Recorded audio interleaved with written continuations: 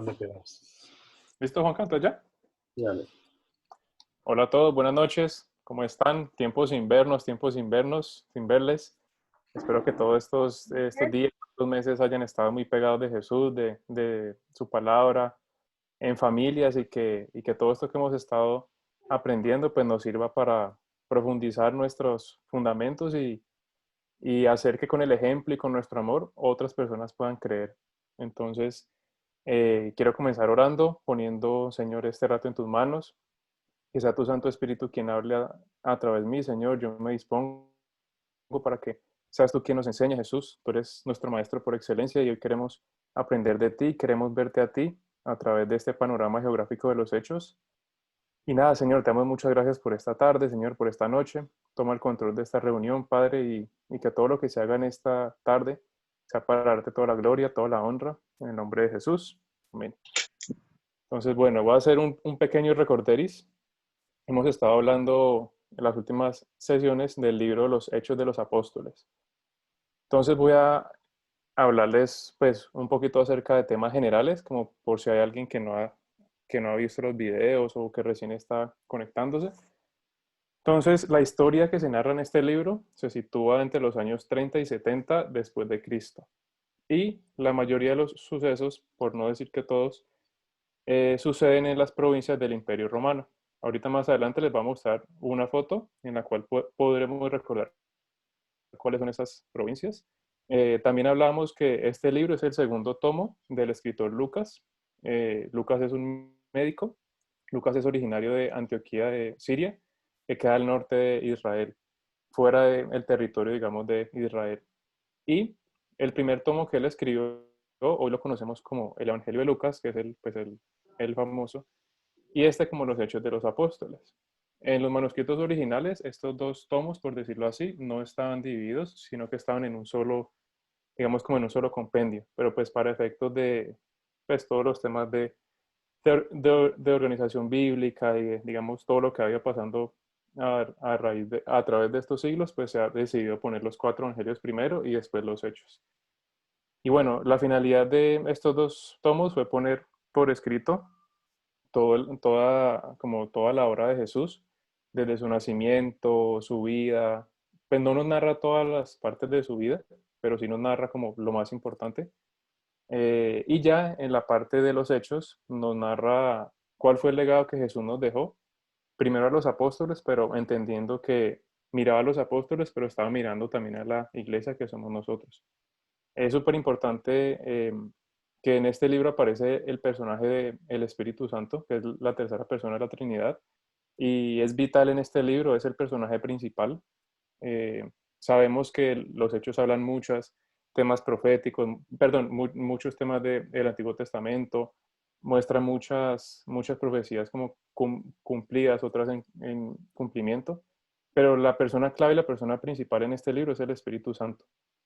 Entonces es súper importante que siempre que leamos este libro lo miremos más allá de un relato histórico, pues porque tiene cierta historia, más allá de verlo como un escrito por una persona, verlo como los hechos del Espíritu Santo en la primera iglesia, que fue la iglesia, pues digamos que estuvo en el primer siglo.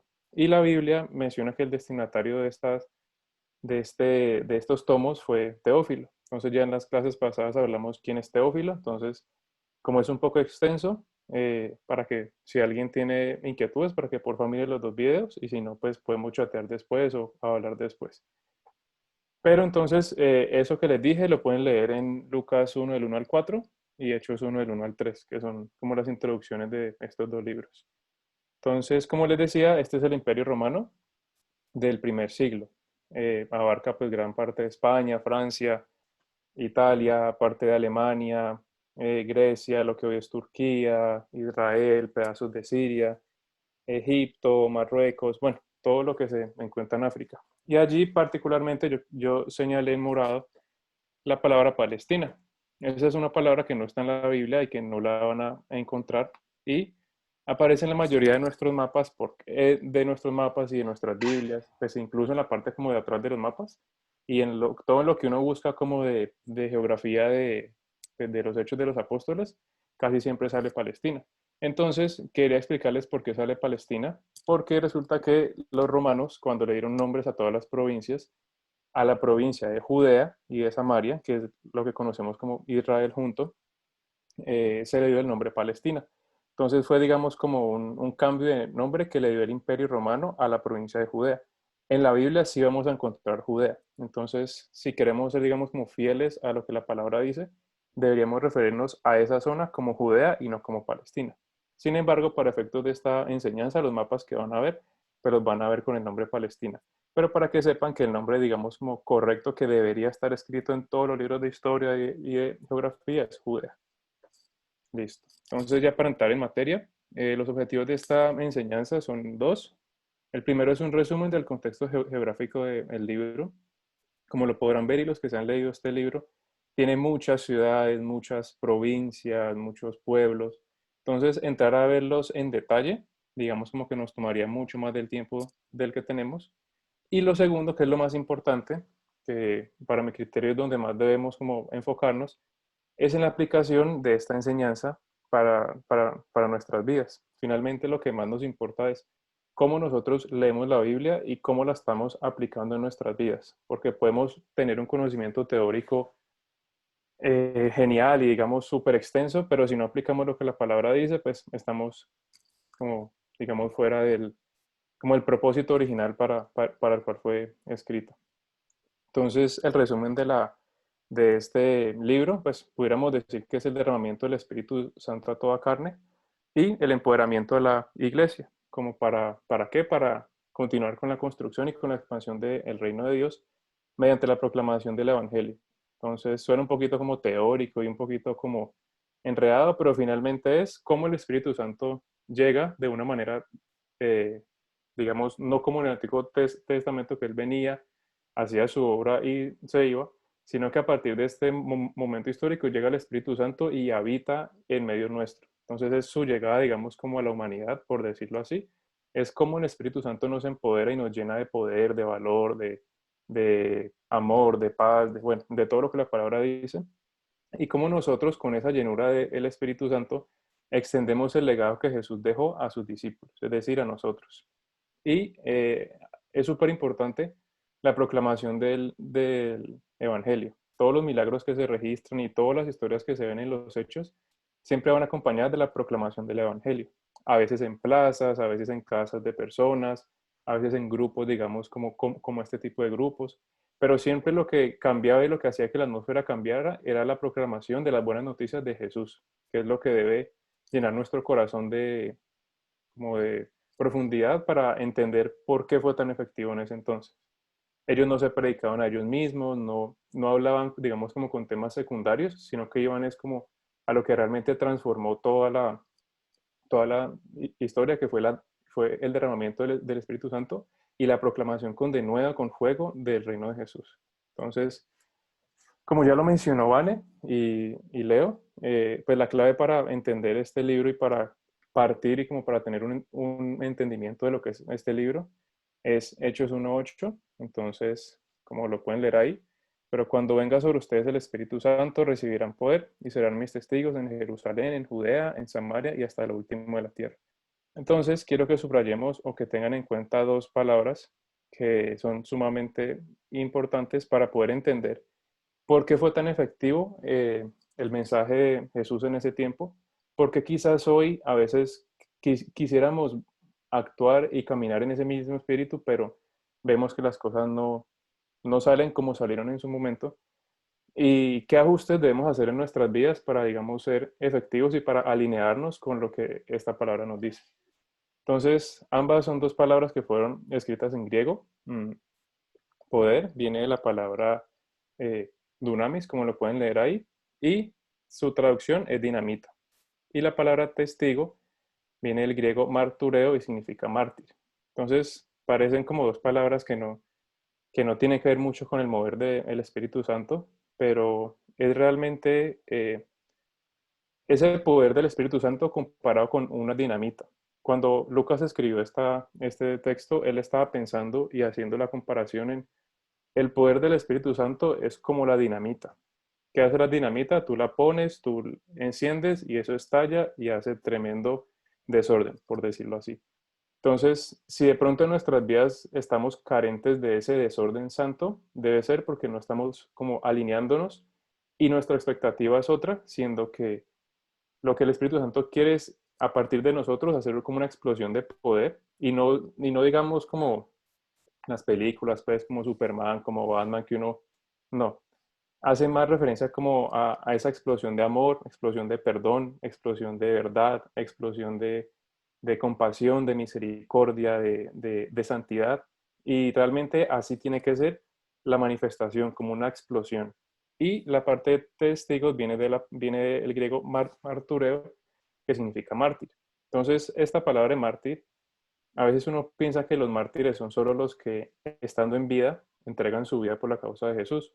Y es una definición bastante aceptada, pero yo quiero que vayamos y que por un instante pensemos en que todos somos mártires vivientes.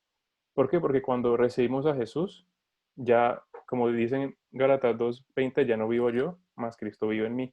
Entonces soy como un mártir que diariamente lleva la cruz y que se niega a sí mismo, le dice a Camilo Varo: hey Camilo, quédate allí, deja que el Espíritu Santo sea el que gobierne y el que se mueva. Entonces, es súper importante que miremos esto porque estas dos palabras fueron claves y fueron, digamos, el fundamento para que todos los apóstoles desarrollaran su ministerio en lo que están los hechos. Todos veían a ellos mismos como personas que viviendo ya han muerto a sí mismos, a sus deseos, al viejo hombre, a la vieja naturaleza y han abrazado ese nuevo hombre y esa nueva naturaleza dada por el Espíritu Santo. Entonces, me gustaría que leyeran en casa los versículos que están allí. Esos versículos son bastante conocidos y meditando en esos versículos van a poder entender más y comprender en su espíritu lo que estas dos palabras significan. Entonces, 2 Timoteo 1 al 7, Gálatas 2:20, Lucas 9:23 al 24 y Colosenses 3:3. Si de pronto no los alcanzan a apuntar, yo les voy a enviar este PDF ahorita por el chat de Amor y Vida, entonces ahí los van a ver.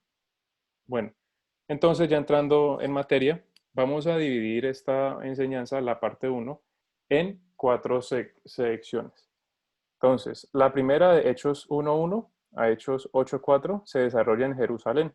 Digamos como que el epicentro de los sucesos de este libro fueron en Jerusalén. Y como pueden ver, son 8 capítulos, no voy a entrar en detalle en cada uno de ellos, pero veo un evento principal y notorio que para mí es el más importante en esta fracción, no diciendo que los otros no son importantes porque son súper importantes y de ahí salen enseñanzas y predicaciones y mucha edificación, pero para efectos de lo que quiero impartirles, que es el segundo objetivo de este curso, quiero centrarme en el derramamiento del Espíritu Santo en Hechos 2. Entonces, antes de comenzar a leer una porción que voy a leer, los personajes principales en este momento histórico fueron Pedro, Juan y Esteban. Entonces, si tienen sus Biblias, vamos a Hechos 2, del 4 al 11. Entonces yo lo voy a leer y, y pues ya cada uno puede ir buscándolo ahí en su Biblia. Dice, Hechos 2, del 4 al 11. Esto, para situarnos históricamente, fue en el Pentecostés, fue en el derramamiento del Espíritu Santo en medio de la celebración que se estaba llevando a cabo. Todos ellos fueron llenos del Espíritu Santo y comenzaron a hablar en otras lenguas, según el Espíritu los llevaba a expresarse. En aquel tiempo vivían en Jerusalén judíos piadosos, que venían de todas las naciones conocidas. Al escucharse aquel estruendo, la multitud se juntó y se veían confundidos porque los oían hablar en su propia lengua.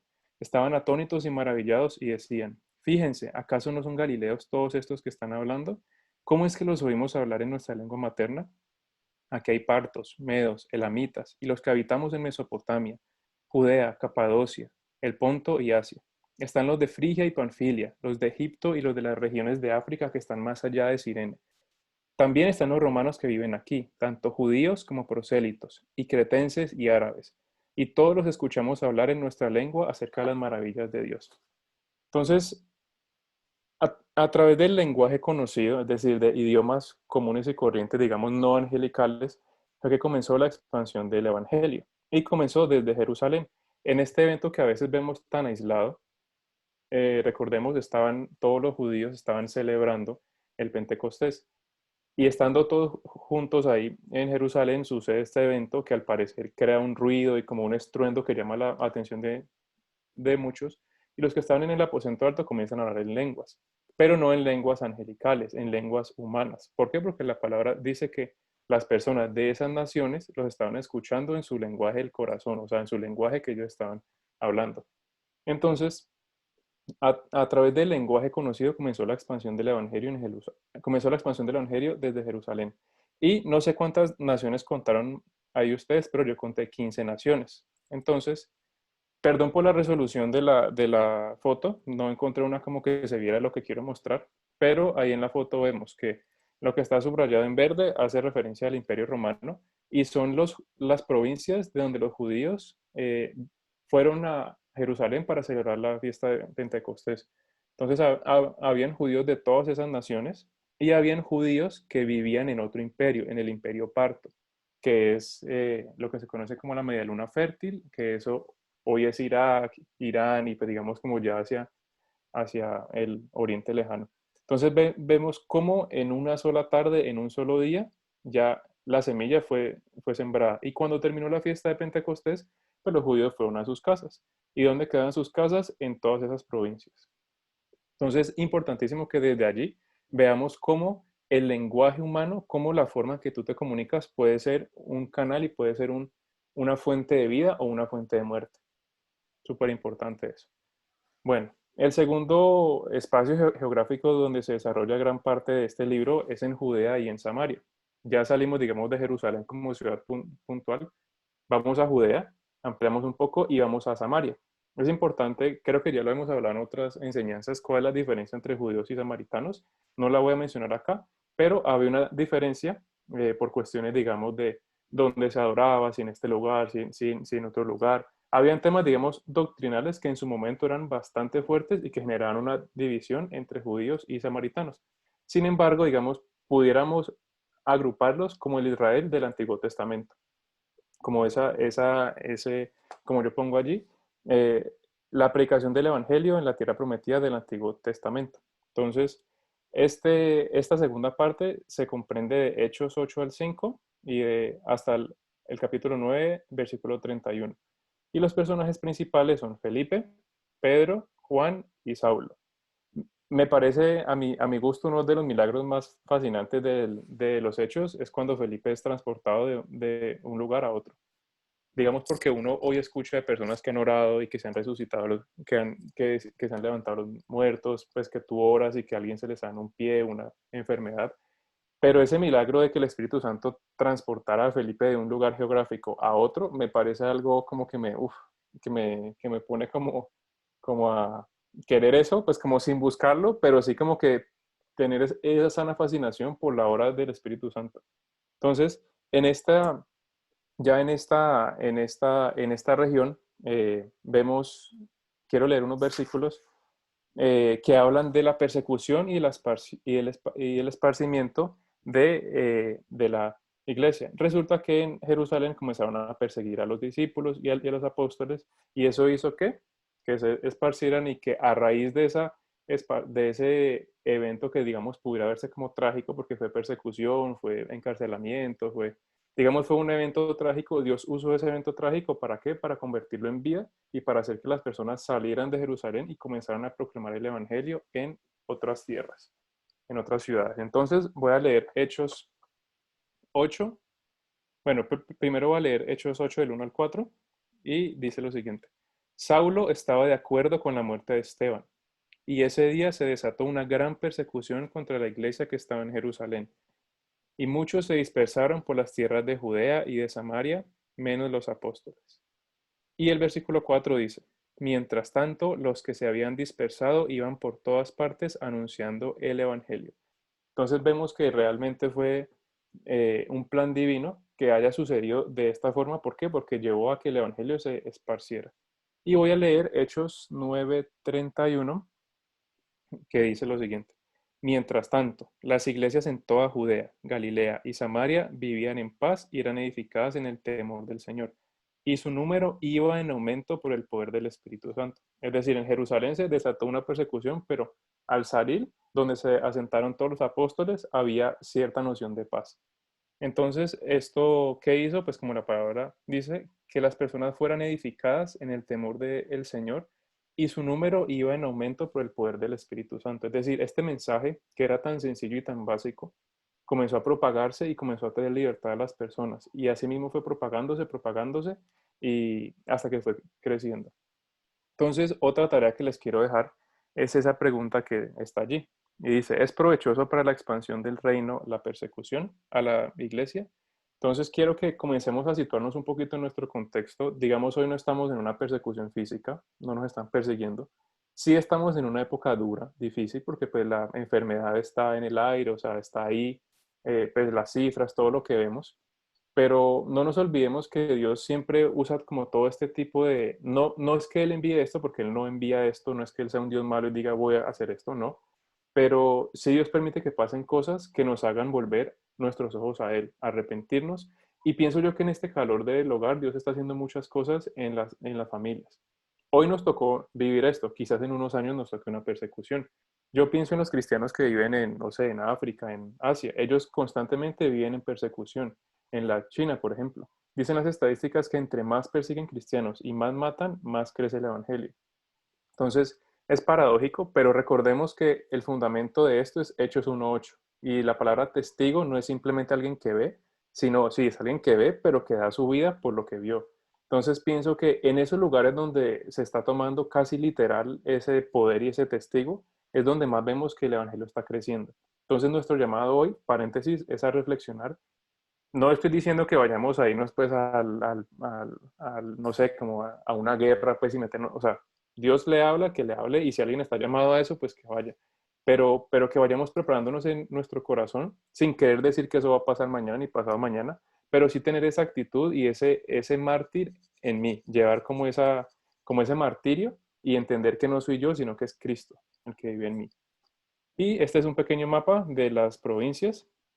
Ahí se ve Judea y se ve Samaria, más arriba está Galilea, y ya digamos ya están las otras naciones que no eran judías, digamos que no profesaban la fe judía como de nacimiento, pues eran naciones gentiles.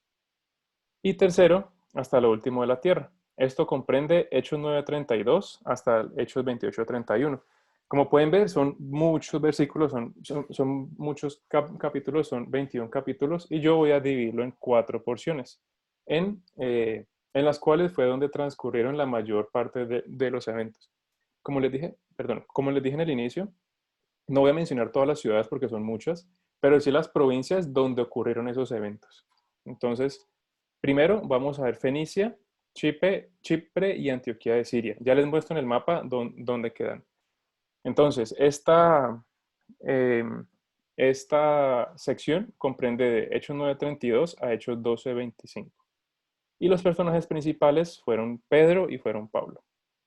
Entonces, como sucedió en las anteriores partes, hay unos eventos que para efectos de esta enseñanza me parece que son los más relevantes, sin decir que los otros no lo sean, pero quiero enfocarme en estos eventos ya que de una u otra manera marcaron el curso y digamos como que catalizaron y propagaron más la expansión del Evangelio. Entonces, uno de los hechos más importantes y por los cuales deberíamos estar eternamente agradecidos es el derramamiento del Espíritu Santo a los gentiles, a los no judíos, es decir, a los que no estaban, digamos, como unidos al pueblo de Israel, ya sea por nacimiento o, digamos, por adherencia, como los prosélitos. Entonces, eso lo vemos eh, ya les digo, perdón, tengo mis apuntes, eh, es amarilla. Eso lo vemos en Hechos 10, 34 al 35 y el mismo Hechos 10, 44 al 45. Entonces voy a leer los versículos. Hechos 10, 34 al 35. Y dice, entonces Pedro empezó a hablar y dijo, en verdad comprendo ahora que Dios no hace acepción de personas, sino que a Él le agrada todo aquel que le teme y hace justicia, sea de la nación que sea. Y 44 y 45. Mientras Pedro les hablaba así, el Espíritu Santo cayó sobre todos los que lo escuchaban.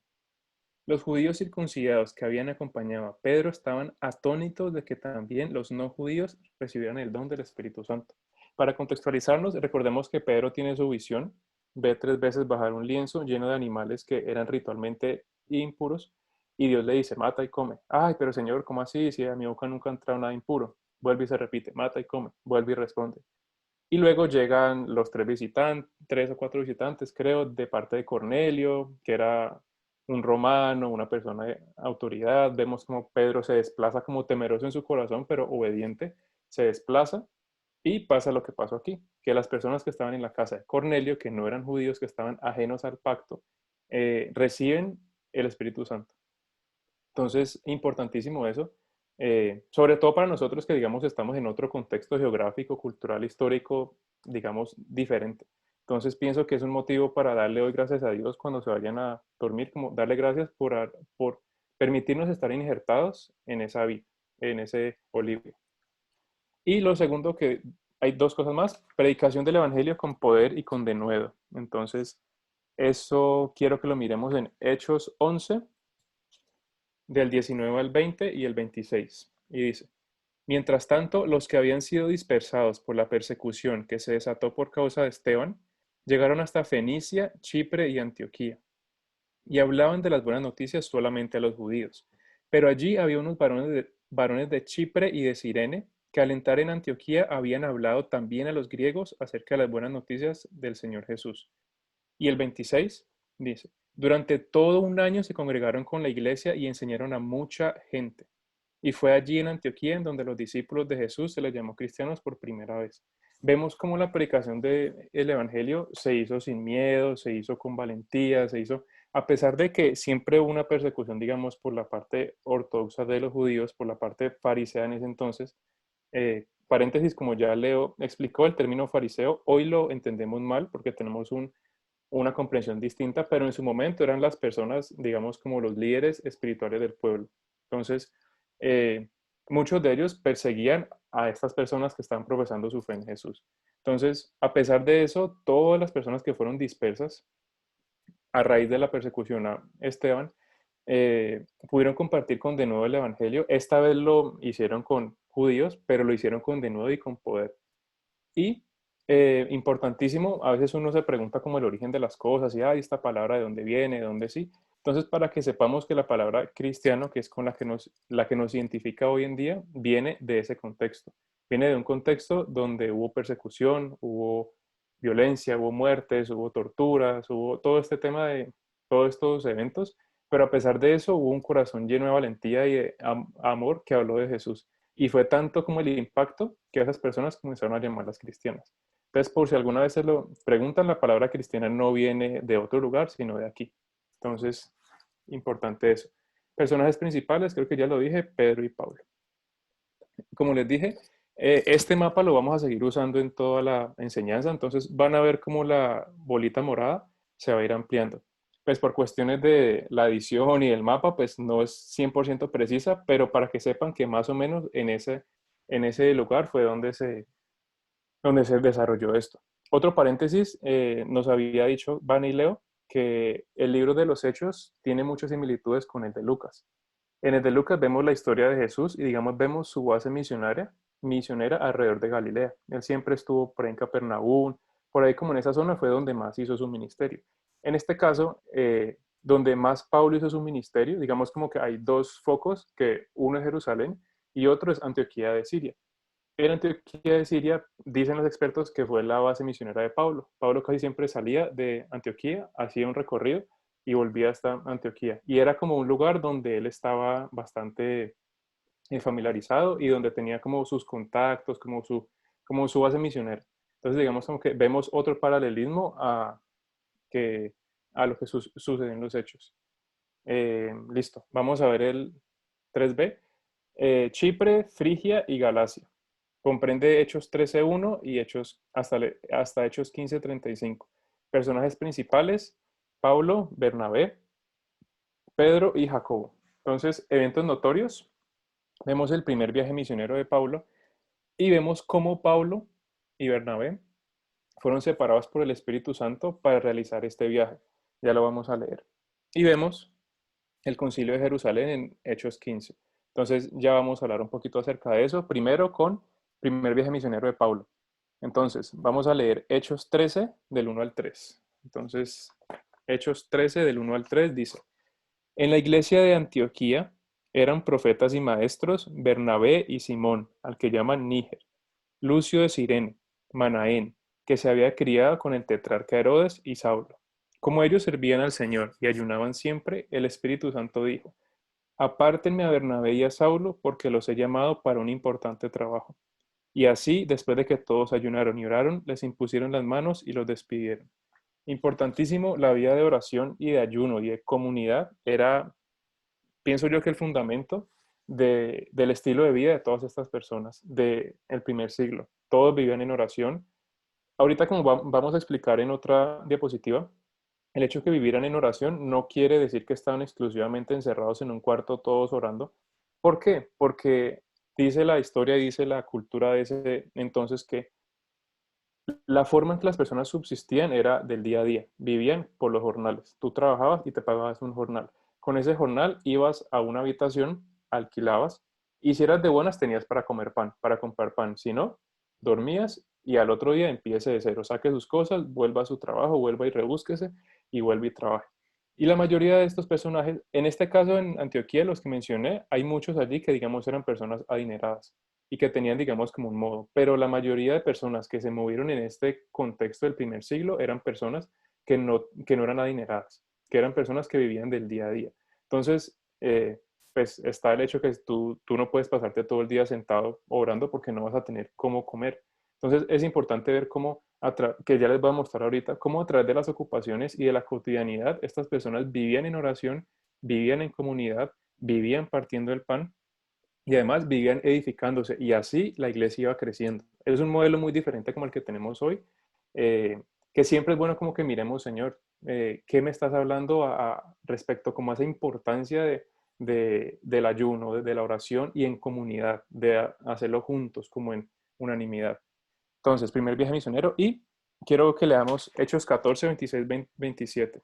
Dice, de allí navegaron hasta Antioquía, esto es, terminando ya el primer viaje misionero en donde los había encomendado a Dios para que hicieran las obras que ya habían cumplido. Cuando llegaron, reunieron a la iglesia y narraron las grandes cosas que Dios había hecho con ellos y cómo había abierto la puerta de la fe para que los no judíos entraran por ella. Entonces, con este versículo cierra Pablo su primer viaje misionero y se vuelve a Antioquía. Y importante, Concilio de Jerusalén, no lo vamos a mirar acá, es un tema bastante profundo. Quiero que lean en casa Hechos 15 y mediten en él. Es un tema súper interesante y que vale la pena que lo miremos, pero para efectos de esta enseñanza, pues se nos sale un poquito como de contexto. Pero para que no queden como con el sinsabor, ¿por qué se da el Concilio de Jerusalén? Porque había tensión entre prácticas periféricas a la fe, entre los que eran judíos, digamos como que venían de nacimiento judíos, y los creyentes que no eran judíos, que habían recibido el mensaje pues, de la fe. Entonces, ¿por qué digo que prácticas periféricas? Porque realmente la práctica que identificó a todas estas personas fue su amor por Jesús y su entrega y su devoción a Él, más allá de una adoración ritual. Entonces, por lo que estaban, digamos, discutiendo era, que no se circuncidan, que sí, que no pueden comer esto, que sí, siendo cosas súper importantes y que hay que analizar a la luz de todo el relato, digamos como que el fundamento era reconocer a Jesús como Señor y Salvador. Entonces se estaban, digamos, como que discutiendo por cosas que no salvan y que no condenan, pero que sí estaban generando entre la iglesia naciente una tensión. Entonces sucede el Concilio de Jerusalén y allí toman definiciones. Entonces, tarea, leer en casa.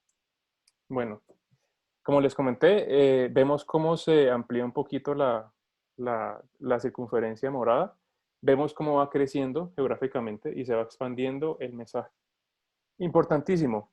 Pablo fue a hacer sus visitas misioneras a todos los lugares donde en Hechos 2 se dispersaron, bueno, espérense, organizo. Pablo fue a visitar todos los lugares de las personas que estuvieron presentes en Pentecostés. Pablo no fue como a abrir obras así como vamos a ver qué pasa, no.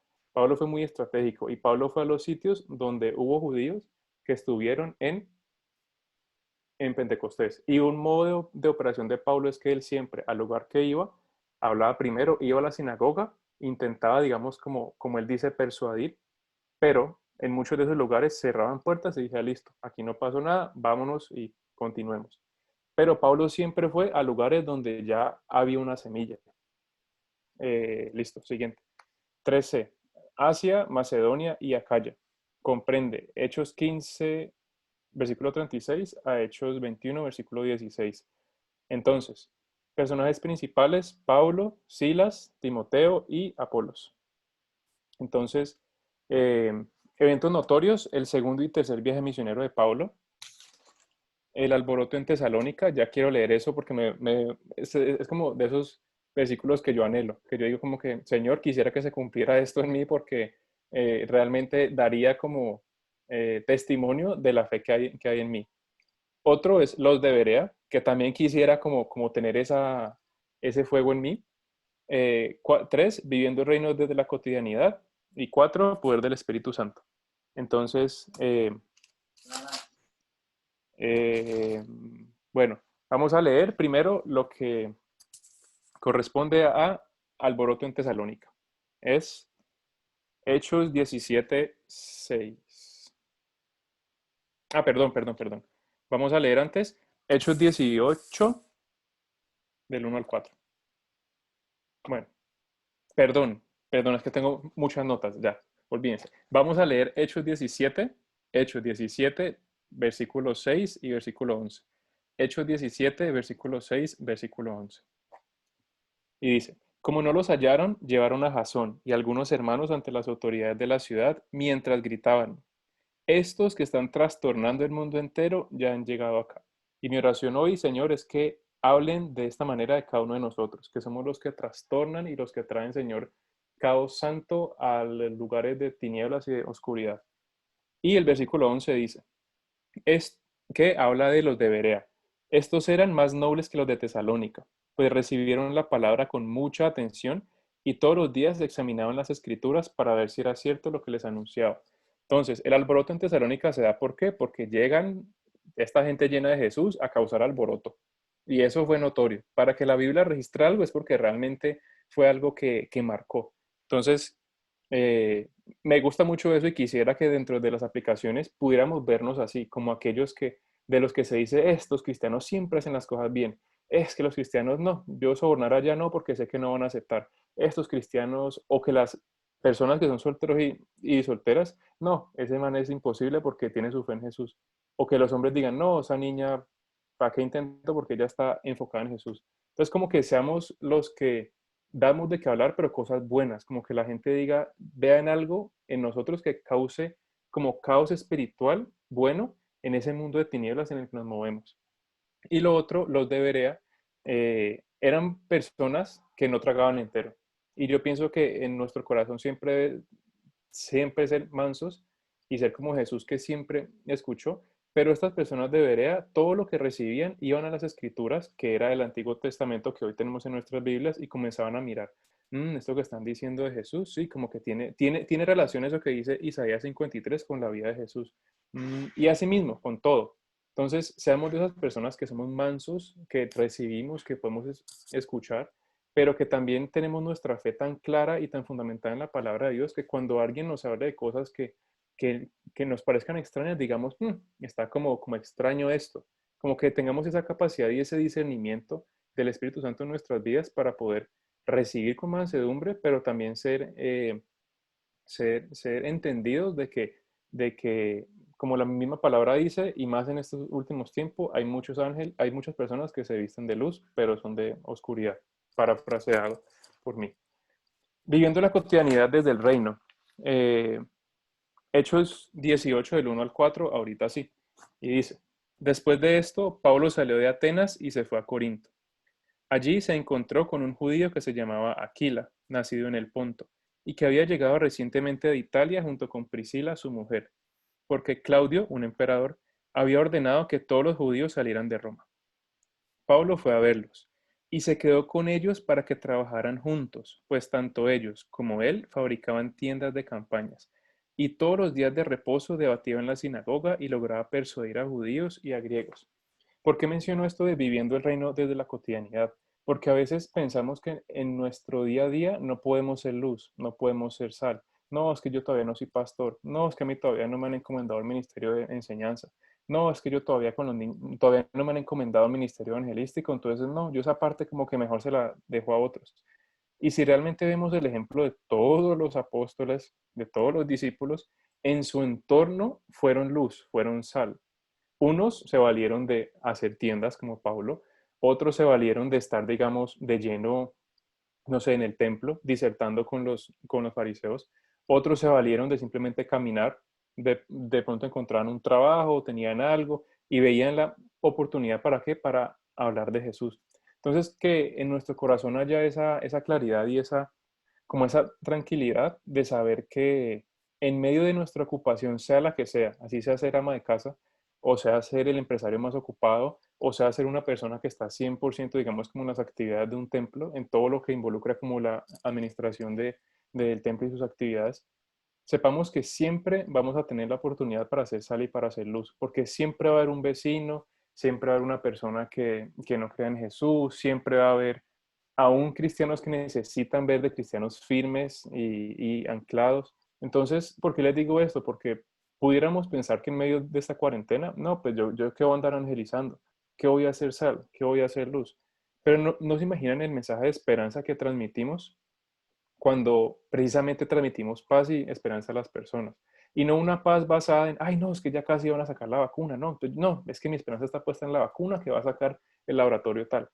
No, o sea, que las personas puedan ver en nosotros esa paz y esa esperanza, producto de una convicción interna de que nuestra seguridad está puesta en el reino de los cielos y no en este reino acá terrenal. Entonces, aún a pesar de los que están en ese ambiente como de confinamiento, sepamos que Dios los quiere usar, los puede usar y si se disponen, los va a usar. Entonces, prepárense porque eh, parte del por qué todas estas enseñanzas es para que las apliquemos. Si estás confinado, listo. Si estás en una clínica yendo a visitar pacientes, o sea, ahí los tienes en pleno. O sea, yo siempre como que pienso como en ese papayazo que tenemos todos los que estamos trabajando, sea en una clínica o en cualquier otra parte. O sea, la gente habla de preocupaciones, de ansiedad, de, ay, que si me da el virus, entonces que si me muero, que si... O sea, estamos en un ambiente donde la proclamación del Evangelio puede hacerse con un poder y con una convicción tal que en otro contexto quizás no se pudiera hacer, porque la gente está desesperada por escuchar buenas noticias y nosotros somos los encargados de dárselas, no los laboratorios farmacéuticos. Eh, cuarto, eh, poder del Espíritu Santo manifiesto. Y pilas con esto. Esto fue algo que me sacudió cuando lo leí. Lo he leído muchas veces, pero cuando estaba preparando el tema fue cuando más me hizo como clic en mi corazón. Está en Hechos 19:8. Hechos 19, 11 y 12 y Hechos 19 del 18 al 20. Todas estas notas se las voy a compartir también. Bueno, Hechos 19, 8. Durante 3 meses Pablo estuvo yendo a la sinagoga y allí predicaba sin ningún temor y trataba de convencer a sus oyentes acerca del reino de Dios. O sea, predicaba sin ningún temor. O sea, en él no había ni sombra de temor. Luego vamos a leer Hechos 19, 11 y 12. Dios, por medio de Pablo, hacía milagros tan extraordinarios. Fíjense esto, uno pensaría que lo que sigue de esto fuera algo como normalito, pero miren lo que decía. Dios, por medio de Pablo, hacía milagros tan extraordinarios que muchos le llevaban los paños o delantales de los enfermos y las enfermedades desaparecían y la gente quedaba libre de espíritus malignos. O sea, ¿qué tal? Y Hechos 19, 18 al 20, que fue el que más me impactó. Dice lo siguiente. Muchos de los que habían creído venían y confesaban sus malas prácticas.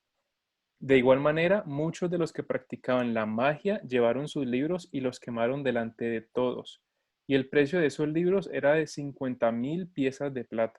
Y fue así como la palabra del Señor fue extendiéndose y difundiéndose con mucha fuerza. Una pieza de plata equivalía al salario de una jornada de trabajo. Es decir, si yo pienso y me retrocedo y yo era brujo, listo, recibí el mensaje de Jesús, tengo 70 libros de brujería. Yo pudiera decir, no, pues yo los vendo, pues porque ya conocí a Jesús tengo 70 piezas de plata que me equivalen a 70 días de comer y de dormir. Pero no, es esa gente que fue lo que decidió en su corazón, dijo, reconozco que participé y fui propagador de malas prácticas, yo voy a quemar todo esto. Así lo pueda vender por 50.000 piezas de plata, que son 50.000 días de trabajo. No, voy a quemarlo porque, o sea, vemos cómo estas personas, era tal su fe y tal su convicción de pecado que produjo el Espíritu Santo, que quemaron todo ese material, digamos, bibliográfico que lo pudieron haber vendido y sacar un provecho. O sea, como que a veces, a veces uno piensa que los milagros más impresionantes son, no sé, una sanidad de un cáncer, una sanidad de un COVID, ahora que está como tan nombrado. Y sí, son milagros que realmente, o sea, son milagros. Sin embargo, cuando yo veo este tipo de milagros que brotan desde el corazón de las personas y transforman su vida de tal manera, yo digo, o sea, es tan impactante ver cómo una persona que estaba podrida por adentro puede ser regenerada por dentro y puede brotar vida de esa podredumbre. Entonces, para que lo meditemos, que muchas veces estamos pidiendo la intervención del Espíritu Santo y queremos forzarlo a que sane a alguien. Queremos forzarlo a que me quite el virus. Queremos forzarlo a que, no sé, a que me dé un empleo, lo que sea. Y muchas veces no nos damos cuenta que el milagro más grande ya sucedió en nuestros corazones. Si nos viéramos en un espejo, si pudiéramos ver como en una imagen cómo estaría nuestro corazón sin Cristo, sería asqueroso, perdón por la palabra. Y el milagro más grande ya sucedió, que fue que ese corazón podrido, Dios lo quitara y nos pusiera un corazón nuevo. Entonces, asimismo, cuando vayamos a abordar, digamos, como una persona que esté en esta condición, como de podredumbre en su corazón, orémosle para que el primer milagro que la persona reciba sea un corazón nuevo. O sea, es como, ¿por qué? Porque de ahí, como dice Proverbios 4:23, guarda tu corazón porque de ahí mana la vida. Si tu corazón está limpio y sano, te aseguro que por más de que ores y alguien no se sane con un corazón sano, va a morir en paz y va a ir al cielo. Pero hay mucha gente que tristemente hemos visto, reciben milagros y sanidades y su corazón sigue igual de malo. ¿Y qué pasa con ellos? No sé. No sé porque no soy Dios, pero creamos que el milagro más poderoso y más grande sucede cuando un corazón y una vida es transformada. Ese es un milagro o sea, que debería ponernos como Señor, o sea, transforma su corazón, te lo pido. Eh, listo. Primero que lean en casa esos versículos que están allí y que mediten en esas palabras que, que dice Pablo. Son unas palabras bastante fuertes, pero quiero que las meditemos y que parte de eso podamos sacar enseñanzas para nuestras vidas. Bueno, 7:25, ya me faltan como 4 slides. Entonces, como les dije, la bolita cada vez se hace más amplia. Miren cómo cambió de estar en una región pequeña y cómo ya era influencia en el imperio más importante de ese entonces, como en el mundo conocido, digamos. Bueno, y finalmente el camino a Roma. Comprende Hechos 21:17 a Hechos 28 al 31. Entonces el personaje principal, hay muchos, digamos como que muchos participan, pero digamos como sobre el cual gira como la historia es Pablo. Aclaro, el personaje principal siempre fue el Espíritu Santo y siempre será, pero digamos como que el vehículo humano en el cual se manifestó fueron los que yo les fui mostrando. Entonces, eventos notorios. Cuando Jesús le dice a Pablo, tu destino es Roma. Segundo, el relato de la conversión de Pablo. Y tercero, una frase que me pareció bastante impactante, pero bastante real. La libre predicación precedió al martirio. Entonces, vamos a ver Hechos 23:11. Hechos 23:11. Esa noche el Señor se le apareció a Pablo y le dijo, ten ánimo, Pablo. Así como has sido mi testigo, entiendan que testigo es mártir. Así como has sido mi testigo aquí en Jerusalén, también debes predicar la buena noticia en Roma. O sea, es como digamos como la misión final que le da Jesús. Lo has hecho muy bien, ahora a Roma, que era el centro, el epicentro del imperio más grande en su momento. Entonces, digamos, a través de la vida de Pablo vemos la estrategia divina de cómo fue yendo, digamos, como de menos a más, como por decirlo así. Ningún alma es menos, ningún alma es más. Todas las almas son igual de importantes para Dios y todas las ama Dios y Dios quiere que todas sean salvas. Pero vemos como a nivel de estrategia, Dios fue llevando a Pablo hasta conducirlo al epicentro, al sitio donde se gestaba la sociedad de ese entonces, donde estaban los gobernantes, como ese lugar de importancia. Entonces, que esto nos anime a orar por aquellos cristianos que están en lugares prominentes de gobierno, ya sea en una industria, en una multinacional, en la política, lo que sea, porque realmente para dar testimonio de Jesús, sabiéndonos mártires en esos lugares, requiere una integridad y una transparencia con Jesús tremenda. Entonces, oremos por estas personas que están en esos lugares y preparémonos si Dios algún día quiere que nosotros estemos en esos lugares, porque también en esos lugares se necesita que se comparta el Evangelio. Ya voy a terminar, unos minuticos más. Eh, Relato de la conversión de Pablo, Hechos 26, 14 al 18. Todos caímos al suelo y escuché una voz que me decía en arameo, Saulo, Saulo, ¿por qué me persigues? Es inútil que luches contra mi voluntad. ¿Quién eres, Señor? Pregunté. Y el Señor contestó, yo soy Jesús, a quien tú persigues. Ahora levántate, pues me aparecí ante ti para designarte como mi siervo y testigo. Dile a la gente que me has visto y lo que te mostraré en el futuro. Y yo te rescataré de tu propia gente y de los gentiles. Sí, te envío a los gentiles para que les abras los ojos, a fin de que pasen de la oscuridad a la luz y del poder de Satanás a Dios. Entonces recibirán el perdón de sus pecados y se les dará un lugar entre el pueblo de Dios, el cual es apartado por la fe en mí. Y la última frase que se la regalo para que la mediten, la libre predicación precedió al martirio. ¿Dónde lo leemos? El contexto de esa frase en Hechos 28, versículo 23 y Hechos 28, 30-31. Dice, entonces fijaron una fecha y ese día mucha gente llegó al lugar donde Pablo estaba alojado. Para contextualizarnos, Pablo llega a Roma después de muchos trajines, naufragios, casi muerte, lo pica una serpiente, bueno, pasan muchas cosas. Llega, comparte la fe y el evangelio ante personas de top de los tops de los tops. Finalmente, digamos como que humanamente no pasa nada y le dan una fecha de sentencia a Pablo y le dicen, usted va a morir tal día. Y mandan a Pablo a una casa, digamos como a una prisión, digamos como una casa cárcel, hasta esperar hasta ese día de su muerte. Entonces, esto es lo que estamos leyendo. Voy a leerlo otra vez. Hechos 28, 23 dice, entonces fijaron una fecha y ese día mucha gente llegó al lugar donde Pablo estaba alojado. Él explicó y dio testimonio acerca del reino de Dios y trató de convencerlos acerca de Jesús con las escrituras. Usando la ley de Moisés y los libros de los profetas, les habló desde la mañana hasta la noche. Y 30-31. Durante los 2 años siguientes, Pablo estuvo en casa cárcel 2 años. Durante los 2 años siguientes, Pablo vivió en Roma pagando sus gastos él mismo. Pareciera que era como un estilo casa cárcel posada, como que él tenía que, digamos, pagar por su alojamiento, pero estaba confinado en una cárcel y seguramente con soldados romanos como alrededor de él, que permitían un flujo de personas de entrada y de salida, pero finalmente él estaba confinado, como estamos nosotros. Así que en este momento histórico de nuestras vidas, el hecho de que estemos confinados no impide que prediquemos el Evangelio. Y volviendo al versículo. Durante los 2 años siguientes, Pablo vivió en Roma pagando sus gastos él mismo. Recibía a todos los que lo visitaban y proclamaba con valentía el reino de Dios y enseñaba acerca del Señor Jesucristo. Y nadie intentó detenerlo. ¿Por qué puse libre predicación? Porque él tuvo carta abierta. Él pudo haber evangelizado al epicentro de la humanidad en de ese entonces y pudo haber contactado con muchas personas y conectado con muchas personas aún sabiendo que tenía fecha de caducidad. Él sabía que en 2 años lo iban a matar. Y aún así, sus 2 últimos años, pienso yo, que pudo ser el tiempo más estratégico donde él con más personas compartió. Porque Roma era una ciudad metrópoli. Y segundo, podía hacerlo libremente. O sea, nadie lo iba a perseguir. O sea, tenía la luz como la luz en verde para hacer que el evangelio creciera.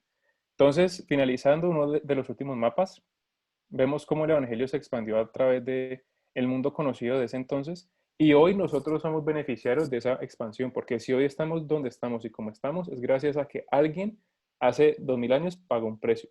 Jesús lo pagó, sí, y le damos gracia y toda la honra a Jesús, pero hubo personas que también pagaron un precio y por esas personas tú y yo estamos acá. Eh, Aplicación. Entonces, creo que ya a lo largo de toda esta enseñanza hemos visto varios tipsitos y varias cositas. Quiero resumir esto en 3 cosas y es, cómo el derramamiento del Espíritu Santo impulsó a los discípulos a extender el Evangelio a toda nación, sin importar el costo. Nunca metamos dentro de nuestra ecuación cristiana, si podemos decirlo así, como la palabra costo. Ay, ¿cuánto me va a costar? No, ay, ¿será que voy a ser capaz? Ay, ¿será que es que me cuesta mucho? O sea, nunca lo metamos porque Jesús nunca pensó en eso. Él cuando hizo todo lo que él hizo y cuando todos los apóstoles hicieron todo lo que hicieron, nunca pensaron como, ay, no, es que esto me va a costar mi reputación, ay, no, es que esto me va a costar mi vida, ay, no, es que esto me va a costar mi familia. Nunca. Entonces, saquemos como esa palabra de nuestra mente cuadrada y como pragmática y cuadrada, como esa palabra costo. Eh, Segunda aplicación, cómo a través de este relato podemos inspirarnos y equiparnos para ser testigos, recuerden que testigos es mártires, de Jesús en medio de nuestro entorno.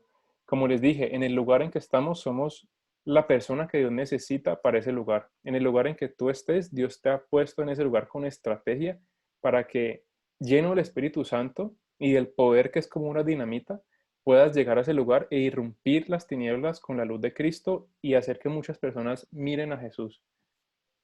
Tercero, evidenciamos el costo del discipulado que nos aplica a todos. ¿Cuál fue el costo de ellos? Ser mártires. Muchos mártires, de verdad. De hecho, el único de los apóstoles que no murió una muerte, digamos, violenta o trágica fue Juan, fue el apóstol Juan. Pero los demás, peor que Jesús, murieron. Hubo unos crucificados en X, otros al revés, a otros les cortaron la cabeza, a otros con una lanza los atravesaron, o sea, y la muerte de ahí en adelante en el Coliseo Romano, eso fue, o sea, eso fue tremendo.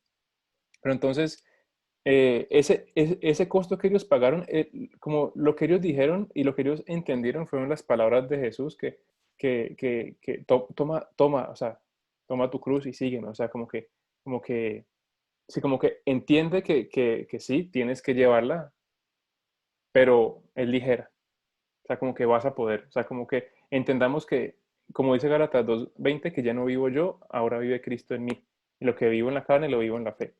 Entonces, importantísimo eso, o sea, nos va a costar. Sé que les dije que saquemos la palabra costo, pero nos va a costar, porque a todos les costó.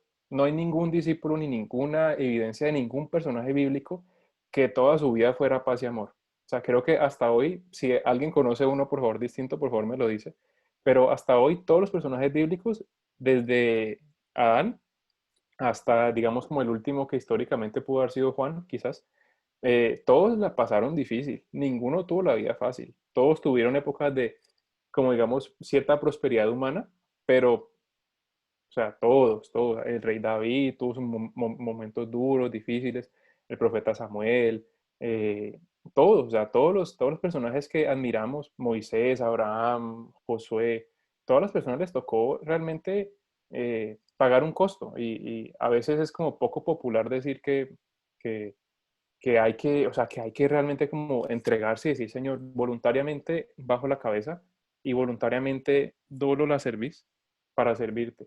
Y vemos cómo la gracia de Dios es la que nos sostiene y la que nos lleva y la que nos levanta. Vemos cómo el Espíritu Santo, a través de su empoderamiento, es el que nos lleva a ese lugar donde Él quiere conducirnos. Entonces, eso es. Muchas gracias por su atención. Siendo las 7:36, terminamos puntual. No sé si tienen dudas.